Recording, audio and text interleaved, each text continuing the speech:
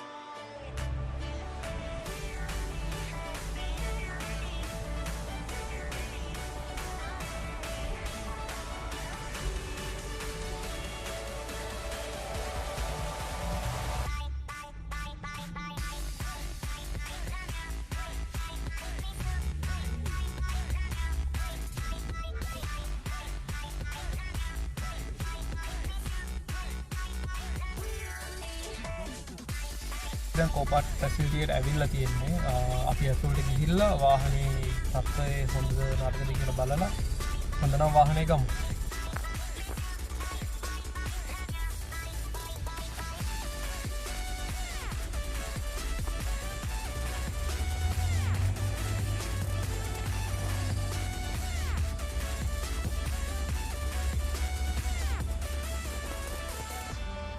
වලට නම් වාහනේ ලොකු ලක් නැහැ. ඒ නිසා අපි වාහනේ ගත්තා. අපිට දැන් තියෙන්නේ මේ කට්ටිය වාහනේ එළියට ඩිලිවර් කරනකන් ඉඳලා ගෙදර අරන් යන්න තමයි. වාහනේ එළියට ඩිලිවර් කරාට පස්සේ බලමු මොනවද කරන්න තියෙන්නේ.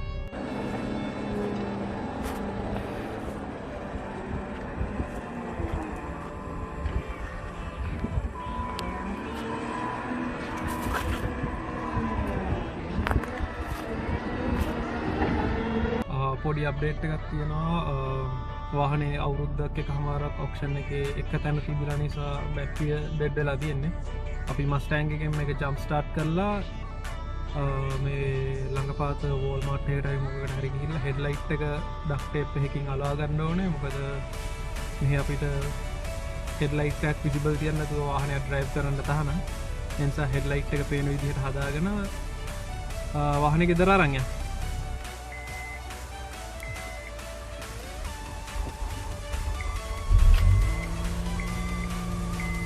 The project begins.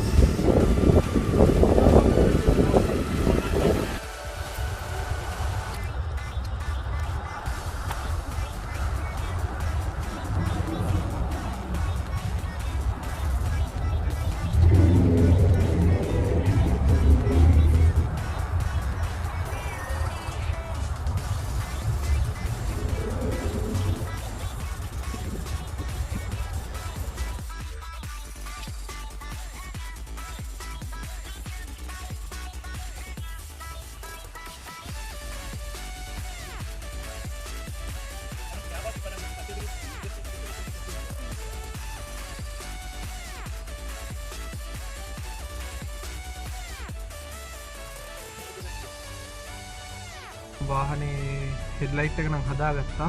දැන් තියෙන්නේ ගෙදර අරන් යන්න. වාහනේ ගෙදරට ගෙනහිල්ලා මොකද්ද ඩැමේජ් එක කොහොමද හදන්නේ කියන එක අපි බලමු.